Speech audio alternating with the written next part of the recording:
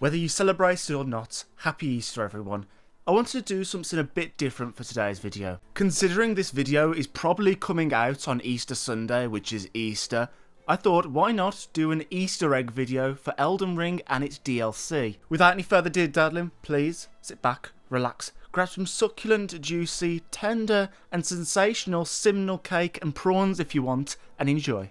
For the ranking system, we're going to start from number 1 and work our way upwards. FYI, they're not ranked in how good they are, it's just more of a collection rather than a ranking. Starting off for number 1, we actually have weirwood trees, which we can find in Farum Azula. Now, if you've read A Song of Ice and Fire or watched Game of Thrones, you'll know what the weirwood trees are. They have bark like snow and leaves like blood. This kind of tree pops up inside of Elden Ring in Farum Azula. These trees have always piqued my interest, and while we're not given much information on them, the best sort of scenario and conclusion we can come to regarding them is an inspiration from the weirwoods.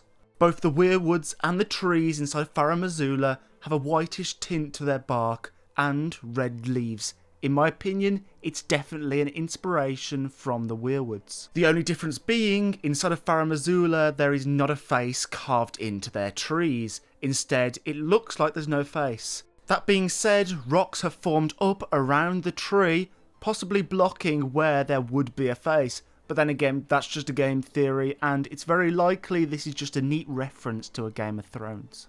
Number 2. Did you notice a connection between Eygon and Moby Dick? This has been talked about to death, but it's one of my favourite Easter eggs and references inside of Elden Ring Shadow of the Erdtree. Both Eygon and Captain Ahab hunt legendary beasts in this one-sided rivalry. They both suffer leg injuries, but then use it as a way to push forward to their task, which later becomes revenge. Both their original goals were seeking resources. This is all without mentioning that they both use harpoons. Moby Dick is a story about hunting a whale and so much more. If you take the word whale, what does it rhyme with? Bale. I'm 100% convinced Eygon and Captain Ahab were intentionally a paralleled character. This connection also helps us understand Eygon on a level we probably wouldn't have done, considering although there is a lot of dialogue, we don't actually see the full picture, or at least the start of the journey. While we are actually on the topic of Eygon, I want to talk about Bale. Bale's full name inside the boss battle is Bale the Dread. Now, inside of A Song of Ice and Fire, there is Balerion the Dread. Both dragons are, well, dragons. They're both black, and they are both enormous. But one glaring similarity, apart from the name, that cannot be overlooked is the state they are in. Inside of A Song of Ice and Fire, there's this thing called the Doom. Basically, in Valeria, there's these 14 volcanoes, and they all erupt and destroy Valeria. Bing bang boom, it's basically a death zone where everyone comes out dead. Long story short, Balerion and its rider, which is a Targaryen princess, fly into Valeria and aren't seen for many years. And when they do see him flying back, he's got this 9-foot gash going down him. The books heavily suggest that it was in a fight with some other creature. This whole scenario of fighting a creature of equal scale is exactly the same for Bale and Placidux. Obviously we don't know who Balerion fought, but I do think it's fair enough to say that there is a connection between these two big black dragons. Number 4. The next one I only found out recently, but is probably the best shit I've seen all week. Did you know that in Blade's cloak, it says something? A Frozen reference. Yes, you're hearing that right. Blade's armour says, but the cold bothered him anyway. It's very much on the nose, but I absolutely fucking love it. I love the little humour that From Software sometimes shows in their game.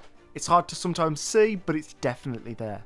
Number 5. The grafted greatsword is in fact taking a lot of inspiration from the Iron Throne from A Song of Ice and Fire. Now, you've probably seen this before, I certainly had, but there is so much more to this than you might have realised. I stumbled upon a Reddit post from like 3 years ago by this guy named Sandor Dante Grosso, and it completely blew my mind. A link to it will be in the description and the pinned comment. The grafted blade greatsword is found in Castle Morn. What you might not know is there is a Castle Morn inside of Westeros, which is the world of A Game of Thrones, or at least one of the continents. In the lore of Westeros, there is a legendary warrior from Morn called Sir Galadon. Galadon of Morn is remembered for his valour and for his legendary sword, the Just Maid, given by the maiden herself. Both swords, respectively, from A Song of Ice and Fire and from Elden Ring, are both storied legendary swords from a castle called Castle Morn.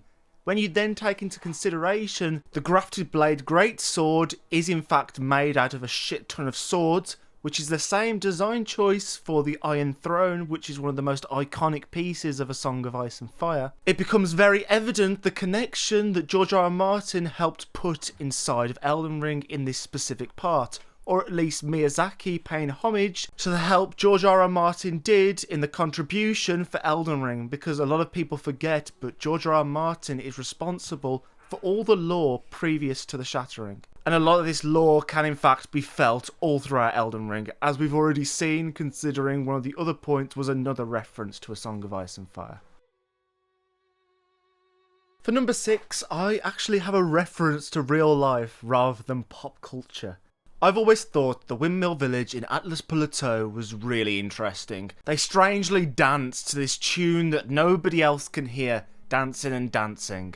They are completely mad and insane, but I do believe there is a similarity to be made between these women and the dancing plague of 1518. As made up as it sounds, this was a real thing. A few hundred years ago, a bunch of people for a few months straight went on a bender and decided to dance for a few months, is what you'd say if you didn't know the backstory, which is it was most likely caused by mass hysteria.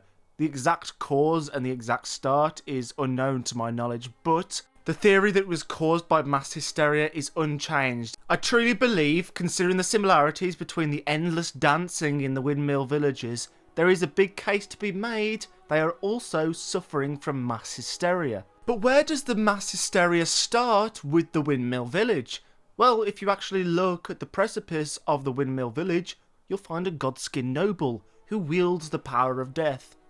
Perhaps the power of death simply entrapped these people, and it drove them to the brink of insanity. There's slight Lovecraftian elements inside of Elden Ring, specifically the gods and the Elden Beast, and then further in the DLC with all the outer gods. So, would it be too far-fetched to think that they gazed into the power of an outer god, the power of death, and it drove them to mass hysteria, speculating on what-ifs, leading them to the situation we find them in? From Software and a lot of their previous games have also taken on inspiration from real life events, and honestly I love it because it's bringing history of the past, of course because it's history, into present games. I think it's beautiful and I'm really glad they do it.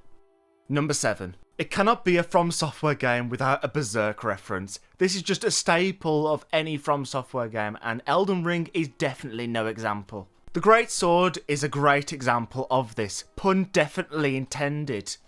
Its description directly matches what we know about Guts' sword in Berserk. They both talk about in their respective universes, the swords being these lumps or hunks of iron.